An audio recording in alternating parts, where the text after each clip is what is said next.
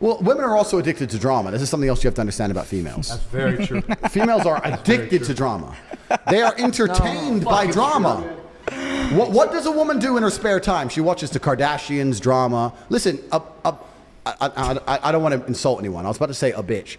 Yeah, I'm going to stick with that. A bitch will sit there.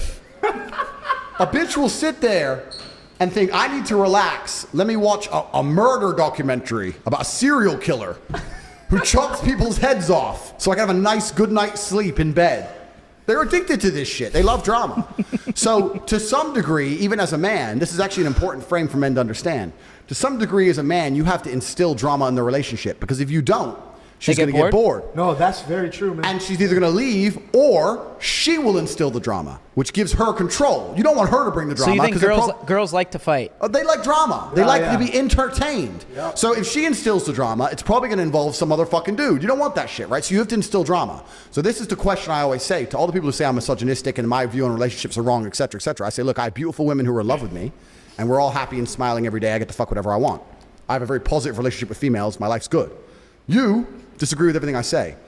But your relationship, you and your woman don't even fuck. So like, if you take the other paradigm, 99% of men disagree with me, but they go, they marry one chick, they be the good guy, get married, sit with her, just her, I'm loyal, blah, blah. They're all getting fucking divorced and the chick's giving them a hard time. Yep. You never see that dude who did the right thing and then go, I can do whatever the fuck I want because I do the right thing. So you know what? Leave her at home. I'm hitting the club. I can do what I want because I don't cheat. Never. It's like, oh, she's going to get mad. Da, da. And he's the good guy. I'm the bad guy, and I get to say, see you next week. So what is the cheating code in Andrew Tate's like books? Like, how do you morally cheat if you have a girl? You're honest with her? You're upfront with her? It's not even about that, because when I say it on these podcasts, I have to condense everything. I have to be very compendious, and I have to try and... Or how does one, not Andrew Tate, how does one morally cheat? It's just about understanding and instilling a mental frame inside of the female that makes her understand that it's really not that big a deal. That, coupled with your status and the fact that you're hard to replace, will make you be able to get away with it. And when I say get away with, I don't even mean get away with. It can be a very honest and open thing. I'm telling you, man, like, most men would be surprised by how deviant women are. If you have a woman and you're truly cool, and you're truly together, and she truly loves you, you come home. Have you been out? You fucked that bitch. I did fuck that bitch. You know what? I fucked her, but her tits are not as good as yours. Come here.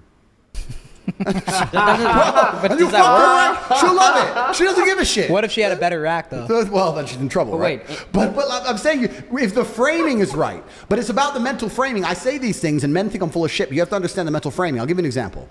If a man so that's your line when you come home and you just just compliment the girl's rack and then you're good? It's an example. That's good. No, that's a good line, though. But I'm talking about the mental framing. If a woman gets with a man and his frame is correct, that woman, over a long enough period of time, has the same political views, likes the same music, likes the same movies, has the same friends as him, watches the same things on YouTube, the same Netflix shows. If you see a woman who loves that man, doesn't she do everything the man does? So if that man truly believes and can explain to her in a sensible way, look, I love you, I take care of you, I pay your fucking rent, you're living with me, that bitch, fuck that bitch, who cares? I fucked her, so what? Who gives a shit? She ain't here, she ain't living in the fucking penthouse, shut up. Eventually she's gonna be like, okay, well, as long as those girls don't live with you, they absorb their man's frame. Wait, but that's the frame. Hold on, though. So what if your girl comes home, same scenario, and goes, yo, your dick is bigger? That's not gonna make you happy, though. Bro.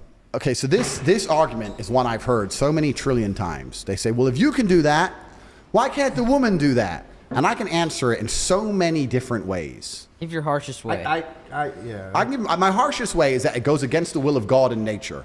It goes against the way of man. For the longest period of human history, men had more than one woman.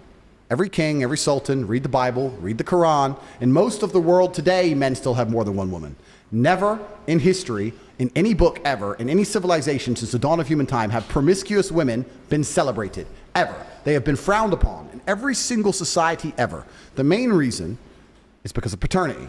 Because what happens is, if I have 5 girlfriends and they all get pregnant, we know who the 5 mothers are. The guys are in town? Thank you. And we know who the 5 fathers are. Yeah, thanks. Well, the father for the 5 kids. So you know who the kids belong to. Yeah. If you have a woman who's sleeping with 5 dudes, once she gets pregnant, nobody knows who the fucking kid belongs to. Now, the DNA test might be able to fix that, modern science, right? But there's a whole bunch of modern science has to work the devil. That shit's new. Humans, evolutionarily, grew up until the 1950s, 1960s, where none of that shit was doable. You had to know who the mother and the father was.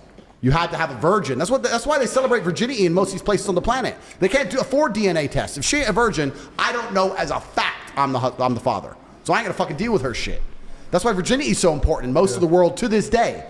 So to come along and say a woman can do it too is disgusting in the eyes of God and in the eyes of nature. You can come along with science and somehow then try and fix it and prove it. So and patch it up. God just wants the boys to just run through chicks. God wants the warriors out here. God's looking down right now and he's like, boys, I just want you to run through chicks. God wants us to. God wants the men, the masculine males of Earth, to reproduce, create His warriors. God needs warriors. What parable is that in? It's Tate 15. Okay, I'll search it up. Look it up. Wait, so when God needs warriors. New Testament? New and old. I'm everywhere, bro. I'm around. You should read the book, G. I'm in there somewhere. You'll see it. And you go, that sounds like Tate. He probably wrote that one. Luke. Nah, that wasn't Luke. That was Tate, that one. Do not throw the arrow which will return against you.